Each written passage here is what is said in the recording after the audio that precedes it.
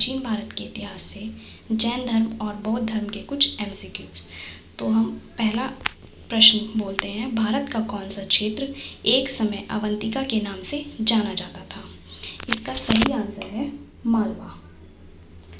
पश्चिमी भारत में अवंतिका जनपद प्रमुख था। आधुनिक मालवा एवं मध्य प्रदेश के कुछ भागों से मिलकर अवंती जनपद बना था। प्राचीन समय में अवंती के दो भाग थे, उत्तरी अवंती जिसकी राजधानी उज्जैनी थी और दक्षिणी अवंती जिसकी राजधानी महिष्मती थी। वर्धमान महावीर तथा गौतम बुद्ध के समय में महाराजा चंद्रप्रद्युत अवंती के राजा थे।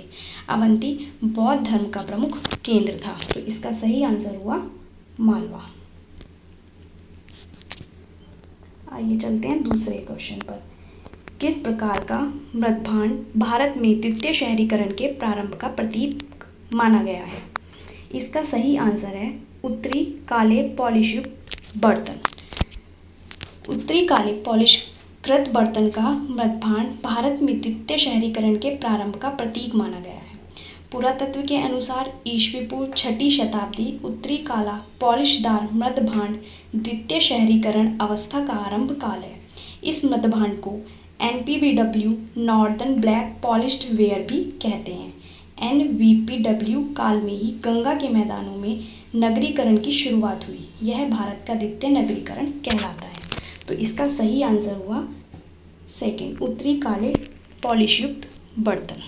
अब चलते हैं हम तीसरे क्वेश्चन पर। निम्नलिखित में से वह शासक कौन था जिसने राज सिंहासन पर बैठने के लिए अपने पिता बिंबिसार की हत्या की थी? तो इसका सही आंसर है अजातशत्रु।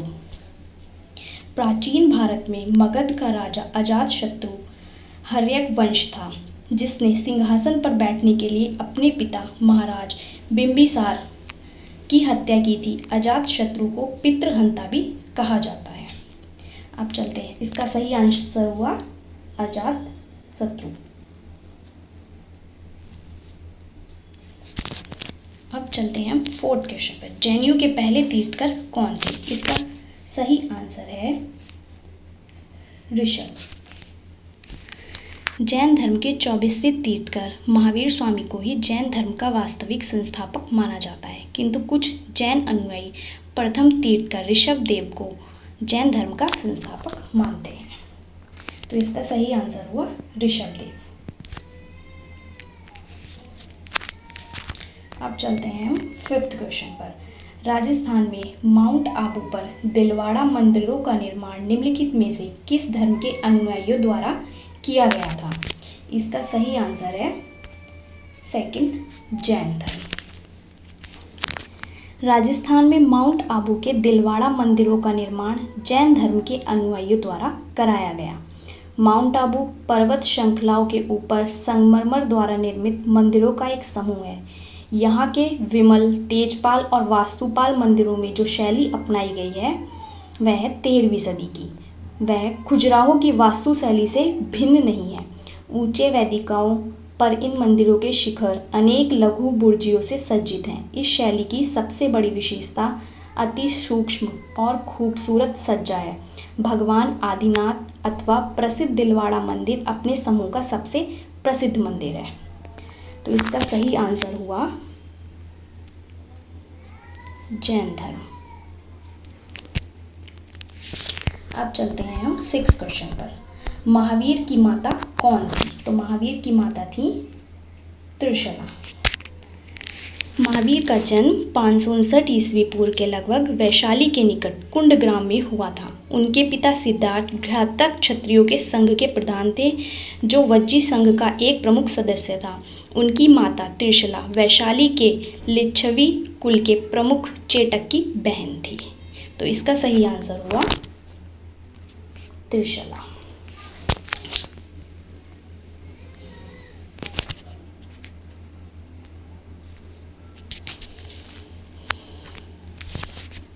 अब चलते हैं हम 7th क्वेश्चन पर। त्रिपिटक धार्मिक ग्रंथ है? तो इसका सही आंसर है बौद्धों का। बौद्धों का धार्मिक ग्रंथ त्रिपिटक कहलाता है। यह ग्रंथ पाली भाषा में है। इसको 3 भागों में बांटा गया है। सुत्त पिटक बौद्ध के सिद्धांत तथा उपदेश संग्रह हैं। दूसरा है अभिधम पिटक, इसमें दार्शनिक सिद्धांतों का संग्रह है। तीसरा है विनय पिटक, जिसमें संघ संबंधी नियम है। तो इसका सही आंसर हुआ बौद्धों का। अब आगे चलते हैं हम 8th क्वेश्चन पे। जैन धर्म तथा बौद्ध धर्म दोनों ही निम्नलिखित में से किस में विश्वास करते थे? तो इसका सही आंसर है मुक्ति में। जैन धर्म तथा बौद्ध धर्म ने ब्राह्मणों की सामाजिक उत्कृष्टता को स्पष्ट रूप से चुनौती दी तथा उनके दो मूलभूत सिद्धांतों यज्ञ, कर्मकांड तथा जातिवाद का खुलकर विरोध किया। परंतु गौतम बुद्ध ने सामाजिक कुरीतियों का जितना प्रबल खंडन किया, महावीर ने नहीं। सामाजिक विषयों में महावीर का विचार ब्राह्मणों से बहुत कुछ मिलते जुलते थे। तो इसका सही आंसर हुआ मुक्ति। अब हम चलते हैं अगले क्वेश्चन 9 पर। निम्नलिखित में से जैन धर्म का कौन सा त्रिरत्न नहीं है? तो इसका सही आंसर है सही दृष्टि। जैन धर्म के अनुसार प्रत्येक जीव अपने पूर्व संचित कार्यों के अनुसार ही शरीर धारण करता है। मोक्ष के लिए 3 साधन बताए गए हैं। पहला सम्यक दर्शन, जिसमें जैन धर्म के उपदेशों में दृढ़ विश्वासी सम्यक दर्शन या श्रद्धा है। दूसरा सम्यक ज्ञान, जैन धर्म एवं उनके सिद्धांतों का ज्ञान ही सम्यक ज्ञान है। तीसरा सम्यक चरित्र, जो कुछ भी जाना जा चुका है और सही माना जा चुका है, इसे कार्य रूप में परिणत करना ही सम्यक चरित्र है। इन तीनों को जैन धर्म में 3 रत्न की संज्ञा दी जाती है। अब चलते हैं हम अगले क्वेश्चन 10 पर। अजंता की चित्रकारी निम्नलिखित में से किससे प्रेरित है? तो इसका सही आंसर है दयालु बुद्ध। अजंता की चित्रकारी दयालु बुद्ध से प्रेरित है। महाराष्ट्र में औरंगाबाद के समीप अजंता की गुफाओं में मानव जीवन, पशु पक्षी और प्रकृति का बहुरंगी चित्रण मिलता है। तो इसका सही आंसर हुआ दयालु बुद्ध। अब चलते हैं हम अगले क्वेश्चन पर 11। भगवान बुद्ध ने प्राण कहाँ त्यागे? तो भगवान बुद्ध ने प्राण त्यागे थे, इसका सही आंसर हुआ कुशीनगर में। गौतम बुद्ध का जन्म 563 ईसा पूर्व में कपिलवस्तु के लुम्बिनी नामक स्थान पर हुआ था। इनकी मृत्यु 80 वर्ष की अवस्था में कुशीनारा, जो अब है कुशीनगर देवरिया उत्तर प्रदेश में, चुंद द्वारा अर्पित भोजन करने के बाद हो गई, जिसे बौद्ध धर्म में महापरिनिर्वाण कहा गया। तो इसका सही आंसर हुआ कुशीनगर। अब अगला क्वेश्चन लेते हैं 12। तमिल भाषा के शिल्पपदिकारम और मणिमेखलई नामक गौरव ग्रंथ किससे संबंधित है? तो ये संबंधित है, इसका सही आंसर है हिंदू धर्म से। तमिल भाषा के शिल्पदिकारम और मणिमेखलई नामक गौरव ग्रंथ हिंदू धर्म से संबंधित है। शिल्पदिकारम की रचना इलांगो अडिगल ने तथा मणिमेखलई की रचना सत्यनारायण ने की थी। शिल्पदिकारम में कोवलन, कनंगी तथा माधवी नामक वैश्य की कथा है तथा मणिमेखलई में कोवलन तथा माधवी के मिलन से उत्पन्न पुत्री मणिमेखलई की कथा है। तो इसका सही आंसर हुआ हिंदू धर्म। अब अगले क्वेश्चन पर चलते हैं हम 13। बौद्धों के विश्वास के अनुसार गौतम बुद्ध का अगला अवतार किसे माना जाता है? तो इसमें इसका सही आंसर है मैत्रेय को। बौद्धों के विश्वास के अनुसार गौतम बुद्ध का अगला अवतार मैत्रेय को माना जाता है। बौद्ध परंपरा के अनुसार मैत्रेय एक बोधिसत्व हैं जो भविष्य में पृथ्वी पर अवतरित होंगे और विशुद्ध धम्म की शिक्षाओं तथा उपलब्धियां जो अधूरी रह गई हैं उन्हें पूरा करेंगे। तो इसका सही आंसर हुआ मैत्रेय। चलते हैं हम क्वेश्चन नंबर 14 पर। निम्नलिखित में से कौन संस्कृत का प्रथम व्याकरणविद था? तो इसका सही आंसर है पाणिनि। पाणिनि को संस्कृत भाषा का प्रथम व्याकरणविद माना जाता है। उन्हें संस्कृत व्याकरण, जिसे अष्टाध्यायी के रूप में जाना जाता है, की रचना की थी। तो इसका सही आंसर हुआ पाणिनि। अब चलते हैं हम क्वेश्चन नंबर 15 पर। निम्नलिखित में से कौन सा मठ बौद्ध धर्म से संबंधित है? तो इसका सही आंसर है चैत्य। चैत्य मठ बौद्ध धर्म से संबंधित है। यह प्रार्थना सभागार होता है। यह चौकोर केंद्रीय सभा कक्ष सटे हुए बरामदे के साथ होता है। इनके उदाहरण कार्ले, कन्हेरी, नासिक, भाजा, बेड़सा तथा अजंता में देखे जा सकते हैं। तो इसका सही आंसर हुआ चैत्य। अब चलते हैं हम क्वेश्चन नंबर 16 पर। नालंदा विश्वविद्यालय विद्या का एक महान केंद्र था, विशेषतः इसका सही आंसर है बौद्ध धर्म में। नालंदा महायान बौद्ध धर्म की शिक्षा का प्रमुख केंद्र था, तथापि यहाँ अन्य विषयों की शिक्षा भी समुचित रूप से प्रदान की जाती थी। इस विश्वविद्यालय का संस्थापक कुमारगुप्त को माना जाता है। यह विश्वविद्यालय बिहार प्रांत की राजधानी पटना के दक्षिण में लगभग 40 मील की दूरी पर आधुनिक बड़गांव नामक ग्राम के समीप स्थित था। तो इसका सही आंसर हुआ बौद्ध धर्म में। अब हम चलते हैं क्वेश्चन नंबर 17। गौतम बुद्ध कौन से गणराज्य के थे? तो गौतम बुद्ध थे शाक्य गणराज्य के। इसका सही आंसर है शाक्य। गौतम बुद्ध का जन्म एक क्षत्रिय के रूप में हुआ था। वह शाक्य वंश के निर्वाचित शासक शुद्धोधन के पुत्र थे, जिनकी राजधानी कपिलवस्तु थी। शाक्यों ने एक स्वतंत्र गणतंत्रवादी राज्य का निर्माण किया था, जिसे शाक्य गणराज्य के रूप में जाना जाता था। राजा शुद्धोधन की पत्नी और उनकी माता माया कोलियन राजकुमारी थी। तो इसका सही आंसर हुआ शाक्य। अब चलते हैं हम क्वेश्चन नंबर 18 पर। मानव के दुखों के अंत के लिए अष्टांगिक मार्ग पथ का प्रतिपादन किसने किया? तो इसका प्रतिपादन किया था गौतम बुद्ध ने। तो इसका सही आंसर हुआ गौतम बुद्ध। मानव के दुखों के अंत के लिए अष्टांगिक मार्ग पथ का प्रतिपादन गौतम बुद्ध ने किया था। बुद्ध ने सांसारिक दुखों के संबंध में 4 आर्य सत्यों का उपदेश दिया था, जिसमें पहला है दुख, दूसरा दुख समुदाय, तीसरा दुख निरोध, चौथा दुख निरोध गामिनी प्रतिपदा। इन सांसारिक दुखों से मुक्ति हेतु बुद्ध ने अष्टांगिक मार्ग की बात कही।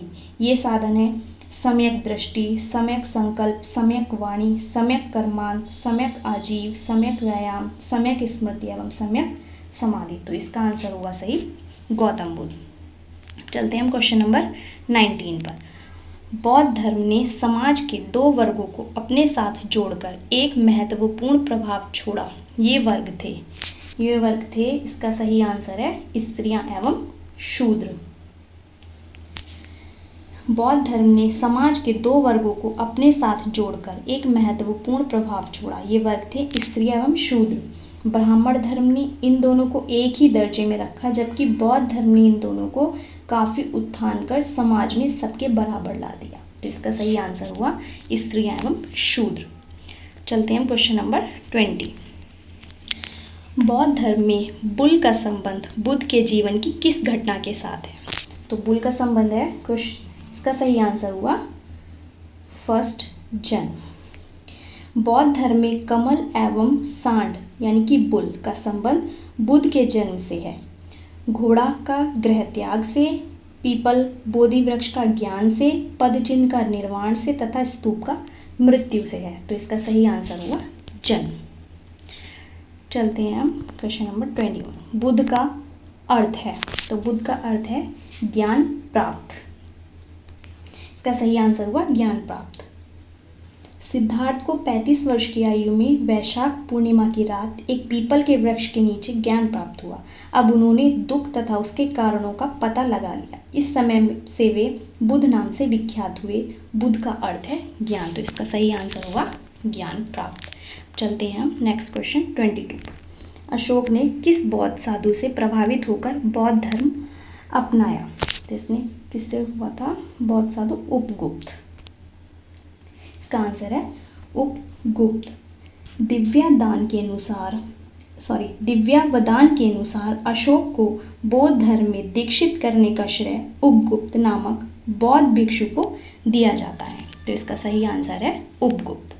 चलते हैं क्वेश्चन नंबर 23। बुद्ध को प्रबोध कहाँ प्राप्त हुआ था? तो इसका सही आंसर है बोध गया में। बोध गया में 35 वर्ष की आयु में वैशाख पूर्णिमा की रात को एक पीपल के वृक्ष के नीचे बुद्ध को ज्ञान प्राप्त हुआ। ज्ञान प्राप्ति के पश्चात वे सर्वप्रथम ऋषिपतन यानी कि सारनाथ आए।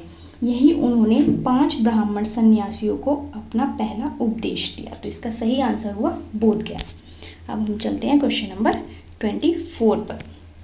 निम्न में से कौन सा एक भारत में लिखित सबसे बाद वाला बौद्ध धर्म का ग्रंथ है? तो इसका सही आंसर है वामसातपाकसिनी।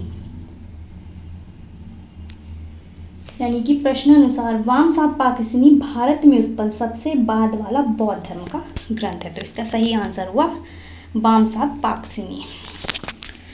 अब चलते हैं क्वेश्चन नंबर 25 पर। बुद्ध के उपदेश किस भाषा में है? तो इसका सही आंसर है पाली भाषा में। बुद्ध ने पाली भाषा में उपदेश दिए।